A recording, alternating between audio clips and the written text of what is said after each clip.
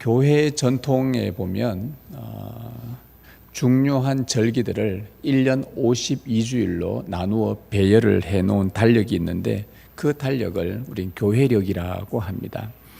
1년에 52주일 그 교회력은 주로 3월과 4월에 있는 이 부활주일과 12월에 있는 성탄절을 두 중심축으로 해서 매 주일마다 다양한 절기들을 그 절들을 이렇게 나열해 놓았는데 그 중에서 종려주일이라는 것이 있습니다. 보통 부활주일, 우리가 다음 주일은 우리가 부활감사주일로 지키는데 부활감사주일 한 주 전에 예수님께서 십자가 죽으시기 위해 예루살렘 성으로 입성하신 그날 백성들이 예수님께 환호하면서 종려나무의 가지들을 들고 흔들었다고 해서 종려주일이라는 그런 이름이 붙여졌습니다. 그 종려주일의 배경은 이렇습니다. 예수님께서 당신의 이 땅에서의 구속사역인 마지막 절정이라고 할 수 있는 십자가에 달려 돌아가시기 일주일 전에 어떤 놀라운 사건이 하나 있었습니다. 예수님께서 예루살렘 근처 베다니라는 마을에 들어가셔서 죽은 지 나흘이 된, 죽어서 이미 썩어 부패하여 무덤에 들어가 있는 나사로라는 사람을 살려낸 기적을 베풀어 주셨습니다. 그 소문은 삽시간에 예루살렘 성읍에 다 퍼지게 되었습니다. 죽은 자가 살아났다는 것, 여러분 이것이 예사로운 일이 아니지 않습니까? 게다가 나흘이나 죽은 지 나흘이나 되어서 부패하고 이미 시신이 무덤 안에 들어가 있는데 그 완전히 죽은 시신을 살린 사건은 참 놀랍기도 하고 그 소문을 들은 사람들은 과연 그게 사실일까 하면서 궁금증을 자아내기도 할 만한 아주 큰 사건이었습니다.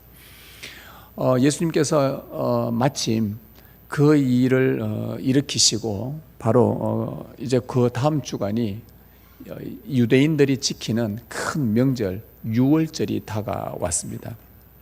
유월절이 되면 전국 각지에 흩어져 있는 많은 유대인들이 예루살렘으로 모여듭니다. 하나님 앞에 예배하고 제사 드리기 위해서죠. 1년에 큰 명절이 보통 6개, 7개, 그 중에서 특별히 3개, 유월절과 오순절과 초막절 같은 경우는 되게 큰 명절이기 때문에 많은 사람들이 모여듭니다. 그 유대인들이 흩어져 살던 유대인들이 명절을 지키려고 예루살렘으로 구름대같이 모였습니다. 이제 유월절을 지키는 위함도 있기는 있었지만 그들의 마음 중에 한편에는 무엇이 있었냐? 소문에 무엇보다 저 죽은 자를 살렸다는 저 예수님을 한번 보고 싶었던 마음이 더 컸었습니다. 그리고 진짜 살리실까 싶어서 죽었는데 살아났다는 그 나사로도 직접 한번 보고 싶었던 마음이 훨씬 더 컸었습니다. 자, 백성들은 예수님에 대한 그 소문을 듣고 보고 싶어 했는데 근데 반면에 그 당시에 종교 지도자들은 굉장히 마음이 심란해지기 시작했습니다.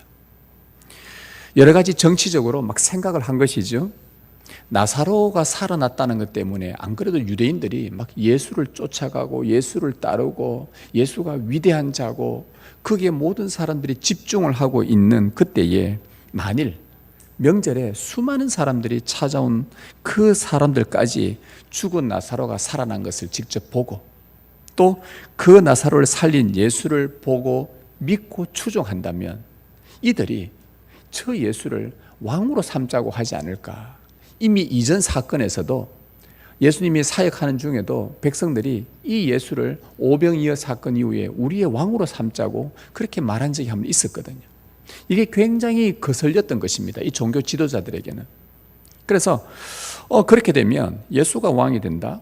그러면 자기들의 신분과 지위가 아주 위태롭다는 것을 감지했던 것입니다. 그래서 어떻게 해서든 어떤 모의를 해서든 어떤 계략을 꾸미든 수단 방법 가리지 않고 저 예수를 제거만 할 수 있다면 이들은 무엇이든지 다 동원을 했던 것이죠. 아니나 다를까 죽은 나사로를 살리신 예수님이 그 나사로를 살린 그 이튿날 예루살렘 성에 입성한다는 소문이 들렸습니다. 그러자 사람들과 명절을 지키려고 찾아온 큰 무리가 갑자기 어떤 행동을 하나 시작하게 합니다. 어떤 행동을 하나 시작을 하는데 예수님이 반드시 내일 오신다더라, 예루살렘으로 들어오신다더라 할 때에 이들이 어떤 한 행동을 했는데 그게 뭐냐 하면 갑자기 그 옆에 주위에 굉장히 많은 종려나무들이 막 굉장히 높이 서 있는데 사람들이 그 나무 가지를 막 꺾기를 시작합니다. 예수님이 온다는 그 얘기를 듣고 어떤 건장한 사람들은 그 나무에 올라가서 그 여자분들은 가지를 못 꺾으니까 막 꺾다가 막 던져줍니다. 그리고 사람들이 그 종려나무 가지를 막 꺾어서 이렇게 가지고 있습니다. 다음 날 소문대로 예수님이 예루살렘 성으로 들어오시자 사람들이 어제 꺾어 놓았던 그 종려나무 가지를 양손에 많이 들고 좌우 긴 행렬 속에 예루살렘 성에 들어가는 문 앞에 좌우 행렬이 길게 서서 백성들이 막 종려나무 가지를 흔들고 막 흔들면서 그들이 이렇게 노래를 불렀습니다. 오늘 13절에 뭐라고 불렀냐 하면은 종려나무 가지를 가지고 맞으러 나가 외치되 호산나 찬송하리로다 주의 이름으로 오시느니 곧 이스라엘의 왕이시여. 이렇게 백성들이 소리를 쳤습니다. 호산나 주의 이름으로 오시는 왕이시여. 그런데 이 장면은 과거에 어디서 많이 본 장면입니다. 과거 구약시대에 훌륭한 탁월한 왕이 말을 타고 그 성에 입성할 때에 백성들이 전쟁에서 승리한 그 왕과 그 위대한 장군들을 향해 종려나무 가지를 흔들면서 환호했었거든요. 당신이 참으로 위대한 왕입니다. 당신이 이 나라를 다스릴 때 우리는 모든 원수들로부터 구원받을 수 있습니다. 호산나 우리를 구원하소서. 그 과거에 훌륭한 왕들이 등장할 때면 백성들이 어김없이 종려나무 가지를 흔들고 이런 노래를 불렀던 것이죠. 시편 118편에 보면 이런 말씀이 있습니다. 여호와여 구하옵나니 이제 구원하소서. 여호와여 우리가 구하옵나니 이제 형통하게 하소서. 여호와의 이름으로 오는 자가 복이 있으며. 여러분 이 구절이 히브리어 원래 히브리어로 읽으면 이렇습니다. 여호와 호산나 여호와 호산나. 여호와의 이름으로 오는 자여 우리를 구원하소서라는 그 뜻입니다. 그런데 수백 년 전에 이 일들이 있었는데 지금 수백 년이 지나고 나서 그 구약의 백성들이 훌륭한 왕에게 외쳤던 이 호산나를 지금 예루살렘에서 예수님께 외치고 있다는 말입니다. 이들은 예수님의 기적을 보고서 특히 어제 베다니에서 죽은 나사로를 살리신 기적을 보고서 이 일은 누구도 할 수 없는 일이다. 죽은 자를 살리셨다는 것은 여호와 하나님 외에는 할 수 없는 일이다. 구약 성경에 보니까 죽은 자를 살린 기적과 같은 역사는 하나님만이 하실 수 있는 일이었단 말이죠. 이거는 하나님이 아니고서는 절대 이런 일을 할 수 없다 하면서 그 죽은 나사로를 살리신 기적을 보고 예수께서 바로 주님의 이름으로 오신 왕, 여호와의 이름으로 오신 바로 그분, 그 왕, 그러면서 이분이 우리의 왕이 되면 자기의 앞날은 분명히 나아질 거라고 확신했기 때문에 종려나무 가지를 흔들고 예수님이 들어오시자 우리의 왕이시여 호산나 우리를 구원하소서 그렇게 외치며 노래를 불렀습니다. 이 종려나무를 가지를 흔들었다 하는데 이 종려나무 가지를 흔드는 것은 이 당시 때 사람들의 관습입니다. 무슨 관습이냐? 종려나무가 의미하는 상징이 승리한 왕이란 뜻입니다. 승리한다. 승리라는 뜻입니다. 그리고 주의 이름으로 오시니여. 주의 이름으로 할 때 이 주라는 것은 구약 성경에 여호와라는 이 단어를 번역한 단어입니다. 즉 메시아, 구원자라는 말이죠. 백성들이 지금 예수님을 향해서 간절한 염원을 담아 그들이 지른 함성은 바로 이 내용입니다. 여호와의 이름으로 오신 구원자 왕이시여 예수여 당신이 우리의 원수들과 싸워 승리하시고 우리를 저 원수로부터 구원하여 주옵소서. 지금 자기들의 간절한 염원을 담아 함성을 지른 것입니다. 여러분 구약의 여호와는 전쟁의 신입니다. 승리하신 왕이심을 알고 있었던 그들은 바로 주의 이름으로 오신 예수께서 옛날 다윗 왕 때처럼 저 전쟁에서 승리하시고 자기들의 원수에게서 자기들을 속히 구원해 달라는 염원을 담은 행동이었죠. 자, 이것이 종려주일의 배경입니다. 그럼 여기서 우리는 두 가지 질문을 해야 되는데, 먼저 첫 번째 질문은 예수님은 왜 주의 이름으로 이 땅에 오셨는가입니다. 이거는 매우 중요합니다. 예수님은 무엇 때문에 예루살렘에 입성하시면서 하기 위해 이 땅에 오셨느냐 이 말입니다. 그것도 주님의 이름으로. 여러분, 예수님이 이곳에 무엇 때문에 오신 것 같습니까? 누구와 싸워서 승리하려고 왕으로 오셨는가입니다. 무엇으로부터 자기 백성을 구원하려고 오셨는가입니다. 여러분, 종려나무 가지를 흔들었던 백성들의 염원은 한 가지였습니다. 여러분, 그들의 이 이스라엘 백성들의 이 당시 때에 예수님을 향해 종려나무 가지를 흔들면서 그들이 간절히 바랬던 우리를 구원하소서, 호산나가 구원하다는 뜻인데 우리를 구원하소서, 우리를 구원하소서 할 때에 그들이 간절한 염원이 어디에서 구원받는 것이었겠습니까? 그들이 지금 로마 제국의 큰 압제 속에 식민지로 있었습니다. 그들의 소원은, 자나깨나 그들의 소원은 로마 제국으로부터의 독립이었고 자유였습니다.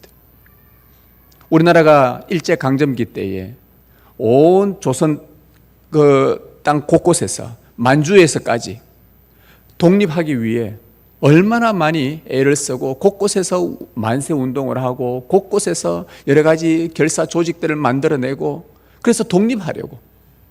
여러분, 한번 어느 나라의 식민지가 되어본 사람들은 그 당시 때 그들의 소원은 단 하나밖에 없습니다. 독립입니다.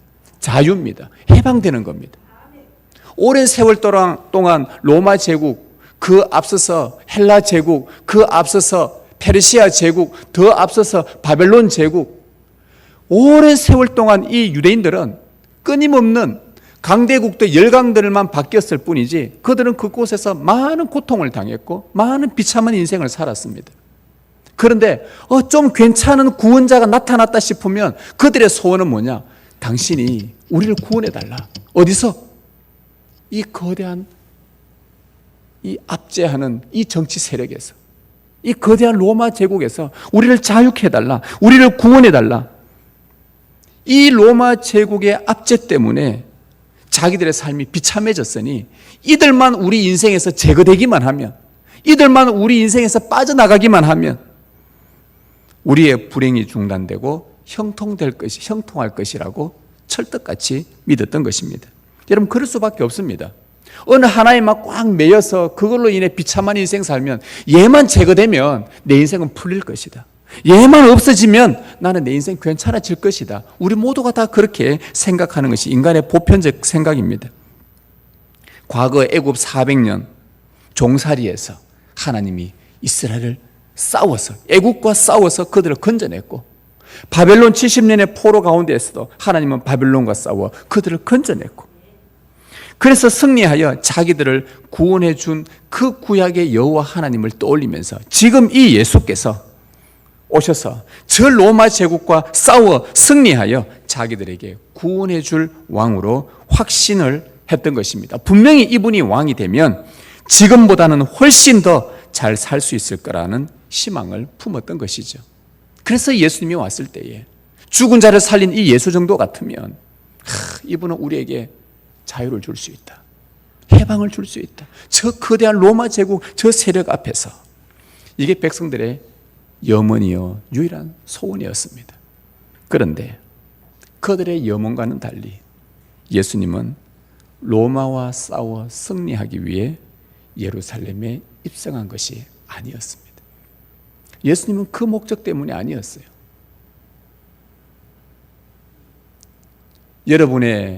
여러분이 예수님을 필요로 할 때, 여러분이 나 이것 때문에 예수님이 필요해라고 했는데 예수님이 그거 아닌데, 너의 근본적인 문제는 그게 아니야, 내가 너에게 필요한 것은 이거야라고 우리의 생각이 충돌될 때 여러분 어떻습니까? 바로 지금 이 상황입니다. 백성들이 바라는 것은 이건데 이것 때문에 주의 이름으로 오신 왕이여라고 외쳤는데 예수님은 아닌데 나 로마 제국과 싸우려고 온 거 아니야. 지금 주님이 그 말씀하는 겁니다. 백성들의 생각대로 로마 권력의 압제를 제거하고 사회 구조의 부조리를 파괴하면 백성들이 행복할 것이라고 예수님은 그렇게 생각하지 않으셨습니다. 예수님의 생각은 백성들의 생각과 달랐습니다. 그런 것들을 무너뜨려도 또다시 그런 것에 얽매여 종이 된다는 사실을 예수님은 너무나 잘 알고 계셨습니다. 경제가 회복되어도 또다시 돈에 눈이 멀어 그 돈에 묶이게 된다는 그 인생을 알고 계셨고, 부패한 권력을 몰아내고 새로운 권력이 들어서도 또다시 권력의 욕망에 묶인다는 것을 예수님은 알고 계셨습니다. 관습에 또 묶이고 전통에 또 묶이고, 그래서 인간은 이런 것에서부터 구원을 받고 이런 것에서부터 해방되고 이런 것에서 자유를 얻는다 하더라도 또다시 반복해서 묶이기 때문에 인간은 참 자유를 누릴 수 없다는 것을 예수님은 알고 계셨습니다. 로마 제국과 싸워서 그들 앞에 로마를 제거해준다고 해서 유대인들이 잘 살 수 있을까? 아니요. 주님은 그렇게 생각하지 않으셨습니다. 사도 요한은 바로 이 요한 복음을 그가 기록을 하면서 예수님이 주님의 이름으로 오신 진짜 이유를 말하고 싶었습니다. 그것은 인간의 근본적인 문제, 인간의 본질적인 문제, 인간이 스스로 결코 해결할 수 없는 이 문제, 바로 죽음을 해결하지 않으면 참 행복은 없다는 것을 사도 요한이 말해주고 싶었던 것입니다. 그는 나사로를 살린 사건을 11장에서 기록하고 요한복음 12장에서 예수님이 예루살렘 입성하는 것을 연속적으로 기록을 해놓았습니다. 이것은 요한의 의도적인 기록입니다. 예수님께서 죽은 나사로를 먼저 살려내고 다음 날 12장에서 백성들이 종려나무 가지를 흔들었다, 무언가 싸워서 승리하기 위해서 오신 예수님이라고 기록을 했다. 그것은요, 인간의 근본적인 문제인 이 죄 문제, 나사로를 살린 죽음의 문제, 죽음과 맞서 싸워 승리하기 위해서 내가 나사로를 살렸다, 진짜 내가 인간을 죽음에서부터 구원하기 위해서, 죽음의 문제를 해결하기 위해서 내가 예루살렘으로 입성했다. 지금 이 두 가지를 사도 요한은 의도적으로 연기를 하고 있습니다. 성도 여러분, 사회 구조가 개선되면 여러분의 생명이 안전할 것 같습니까? 경제가 살아나면 여러분의 삶의 질이 훨씬 더 좋아질 것 같습니까? 공부를 잘한다고, 좋은 직장에 취업했다고, 승진했다고 여러분의 생명이 보장되는 것이 아닙니다. 이 세상에 사는 동안 이러한 것들은 좀 나아지면 아마도 여러분의 삶에 약간의 유익함과 편리함은 있을 것입니다. 그러나 그렇다고 그것이 여러분에게 영원한 생명, 영원한 행복을 주지는 못합니다. 세상의 부귀영화는 움켜잡으면 손 밑으로 빠져나가는 물처럼 다 빠져나갑니다. 믿지 않는 사람들도 이 이야기를 합니다. 하물며 믿는 우리는 더더욱더 그렇지 않겠습니까? 잘린 풀처럼 언젠가 말라질 것이고 그 영광도 한 줌의 재로 사라질 것입니다. 이 세상에서 자기 나름대로 잘 살았다고 자부하고 나름 열심히 살았는데 그가 맞이하는 마지막 인생이 영원한 죽음이야, 영원한 불행이야, 영원한 멸망을 맞이한다면 그것만큼 불행한 인생이 어디 있으며 그것만큼 실패한 인생이 어디 있겠습니까? 예수님은 자기 자녀들, 자기 백성들이 이 세상에서 부귀영화 마음껏 누리도록 주님의 이름으로 오신 것이 아닙니다. 출세하도록 돕기 위해서 주님이 이 땅에 주의 이름으로 오신 것이 아닙니다. 여러분이 투자한 주가가 오르도록 하기 위해서, 로또가 당첨되어 여러분을 기쁘게 해주려고 주님께서 주의 이름으로 이 땅에 오신 것이 아닙니다. 예수님은 여러분의 삶을 어제보다 오늘 조금 더 편리하게, 어제보다 좀 더 편하게 살게 하려고 그분이 주의 이름으로 오신 것이 아닙니다. 예수님께서 주의 이름으로 이 땅에 오신 것은 자기 백성을 영원한 죽음에서 살려내셔서 영원한 생명을 주시기 위함입니다. 이 문제가 해결되지 않으면 다른 모든 것들이 해결된다 한들 궁극적으로 인간은 끝입니다. 이 일을 위해서 십자가를 지시려고 예루살렘에 입성하셨습니다. 인류의 원수인 그 죽음과 싸워 승리하기 위해 십자가를 지셨습니다. 죽음의 원인인 그 죄를, 인류의 죄를 대신 지시고 피 한 방울 아끼지 아니하시며 우리의 영생을 위해서 죄와 사망과 끝까지 싸우셨습니다. 그리고 사흘 만에 부활하셨습니다. 무덤이 더 이상 예수님을 가두지 못했습니다. 예수님은 죽음을 이기고 다시 살아나셨습니다. 죽음에서 다시 사신 예수 그리스도를 향하여 우리는 손을 들고 호산나 주의 이름으로 오시는 이여 우리를 영원한 죽음에서 구원하여 주소서, 영원한 죽음에서 구원하여 주소서라고 그 믿음을 고백하고 하는 자들에게는 주님께서 사망을 이기는 권세를 주십니다. 그리고 승리하게 하십니다. 예수님은 우리의 원수인 사망을 이기시고 영생을 주시려고 주의 이름으로 오셨습니다. 왜 주님의 이름으로 이 땅에 오신 것입니까? 여러분의 죽음을 해결하고 영생 주시려고 주님은 오신 것입니다. 더 이상 죽음을 이기셨으니 더 이상 죽음이 두렵지 않도록 하나님은 지금도 우리와 큰 믿음으로 함께 하십니다. 죽음을 두려워하지 않는 자가 세상에 무엇이 두렵겠습니까? 죽음을 이기신 예수님과 함께 있는데 무엇이 두렵단 말입니까? 죽음과 같은 세상에 그 힘, 그 세상의 권력, 그 권세가 달려들어도 영원한 생명을 얻었던 제자들은 그들 앞에 조금도 떨지 않았습니다. 나사로를 살리기 전 예수님은 나사로의 누이인 마르다와 마리아 자매에게 이렇게 말을 합니다. 네 오라비가 다시 살아나리라. 이미 죽어 장례를 치르고 조문객들을 받으며 슬피 울고 있는 마르다와 마리아에게, 그리고 이미 무덤에 들어가서 나흘이나 되어 썩어 냄새가 나는 그 상태에서 그 울고 있는 그 자매 마르다 마리아에게 얘야, 너의 오라버니가 살아난다. 살아난다. 그러면서 주님은 이렇게 말씀하십니다. 나는 부활이요 생명이니 나를 믿는 자는 죽어도 살겠고 죽어도 살겠고 무릇 살아서 나를 믿는 자는 영원히 죽지 아니하리니 이것을 네가 믿느냐? 영원한 생명을 주시기 위해 주의 이름으로 오신 예수 그리스도, 사망을 이기신 예수 그리스도, 생명의 주 예수를 믿어 여러분에게 영원한 생명과 그 생명이 주는 확신과 여러분의 삶이 생명이신 그리스도 안에서 영원토록 행복하기를 주님의 이름으로 축복합니다. 진심으로 소망합니다. 왜 주님의 이름으로 오셨는가? 이 질문이었다고 한다면 우리는 두 번째 하나 더 질문을 해야 됩니다. 그러면 그 문제를 해결하기 위해 어떻게 주님의 이름으로 오셨는가입니다. 주님의 이름으로 오신 이유가 죽음을 이기기 위함이라고 했다면 그것을 이루기 위해 어떻게 오셨는가?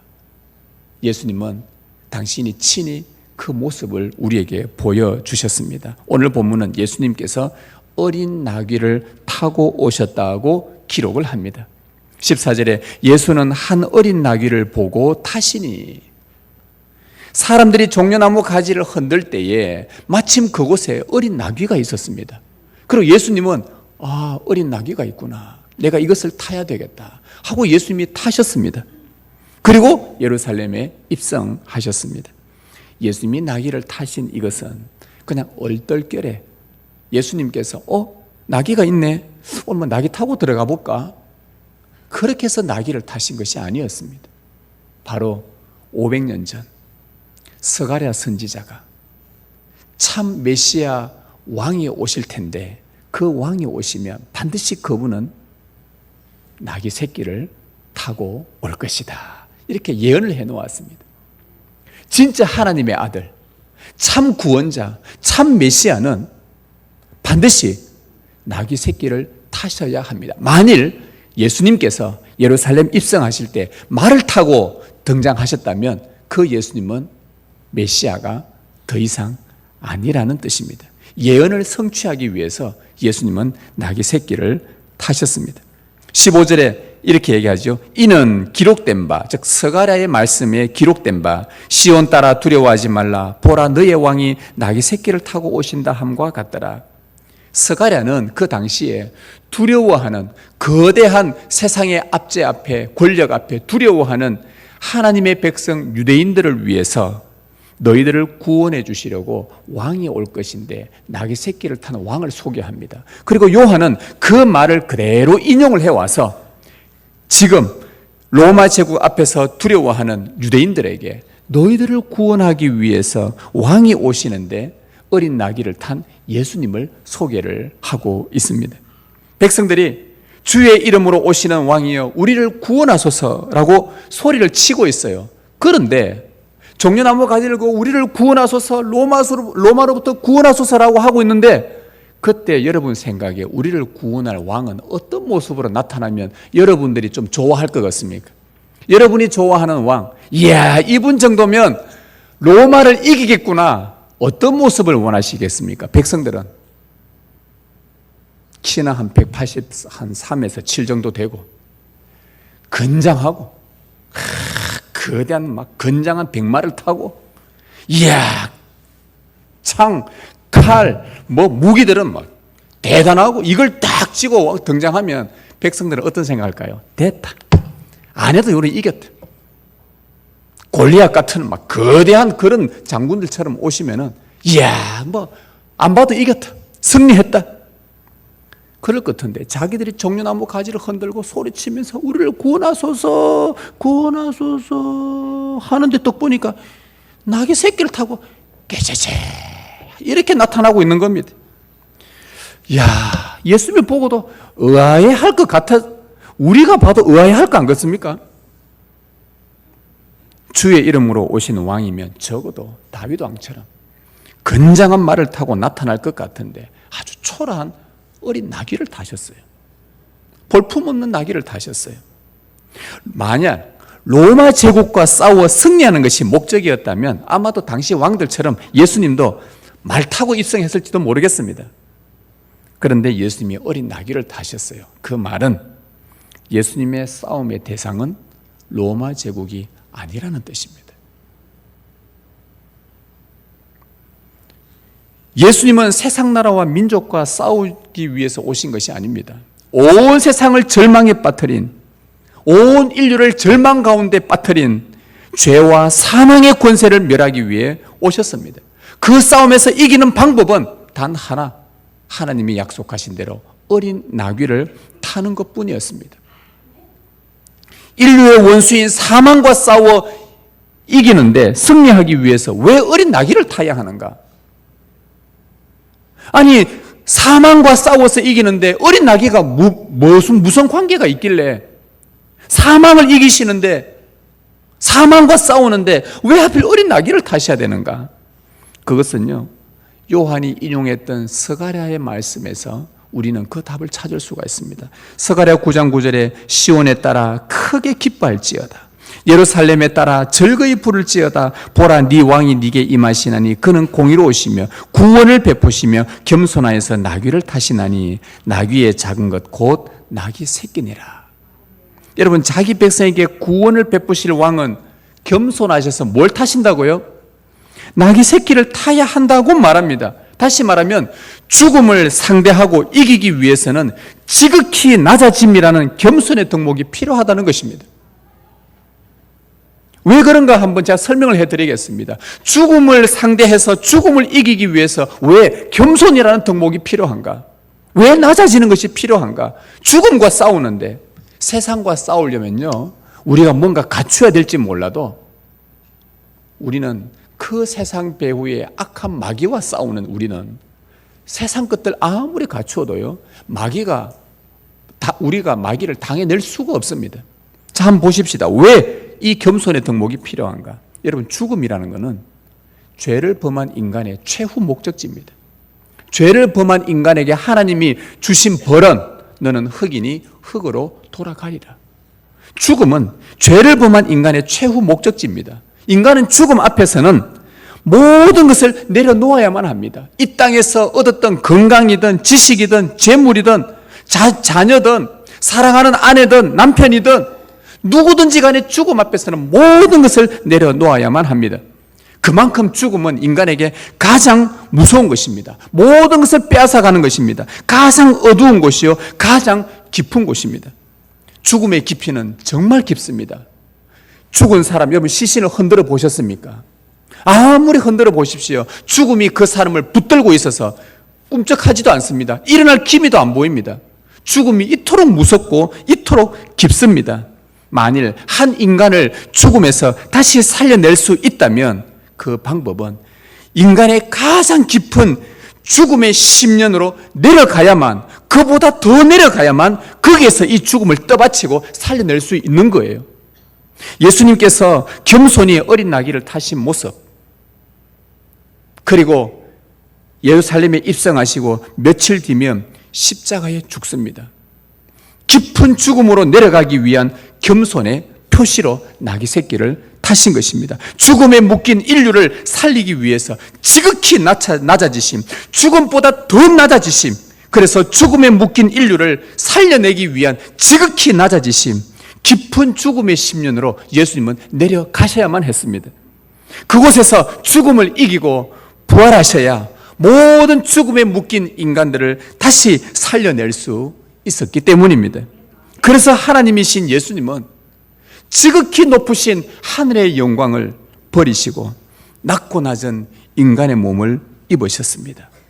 사람이 되어서는 안 될 그 하나님이 사람이 되어서 낮아지셨습니다. 이뿐만 아닙니다.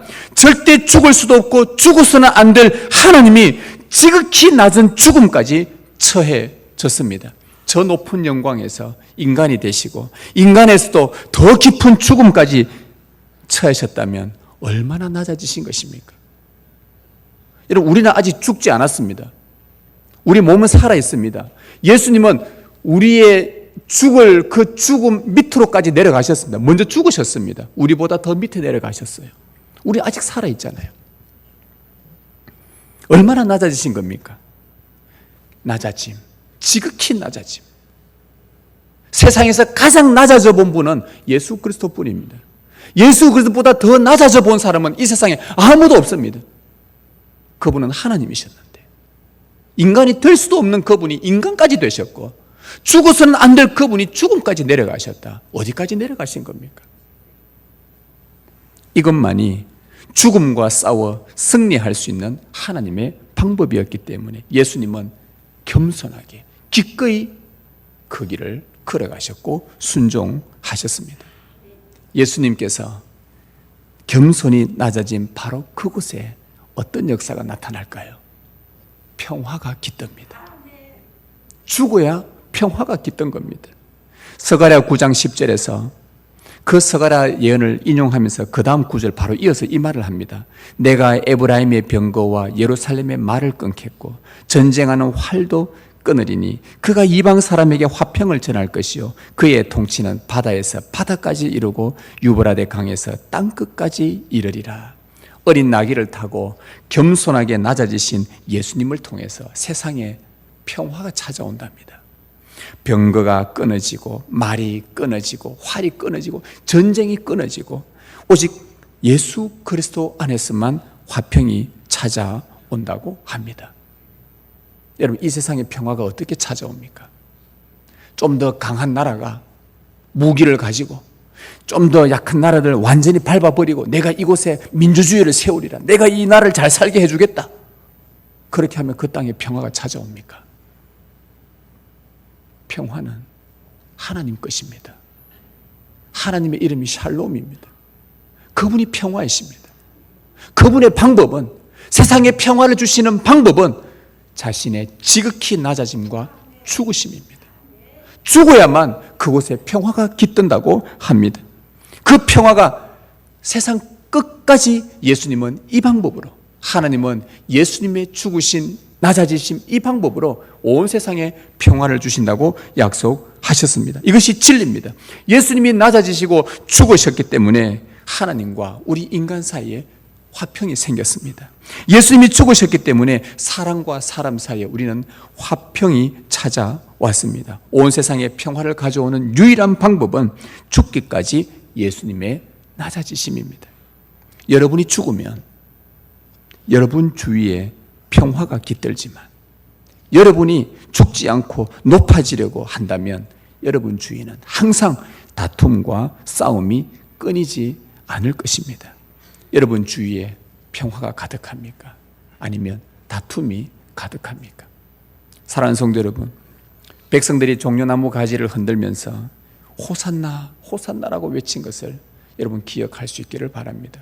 부활 감사주일 한 주 전 이 종려주일에 우리가 기억할 것, 저 백성들이 호산나라고 외친 것처럼 오늘 우리들도 주의 이름으로 오신 예수 그리스도께 매일 호산나라고 외치며 주의 이름으로 오신 예수 그리스도시여, 오늘도 모든 위험에서 우리를 구원하여 주옵소서.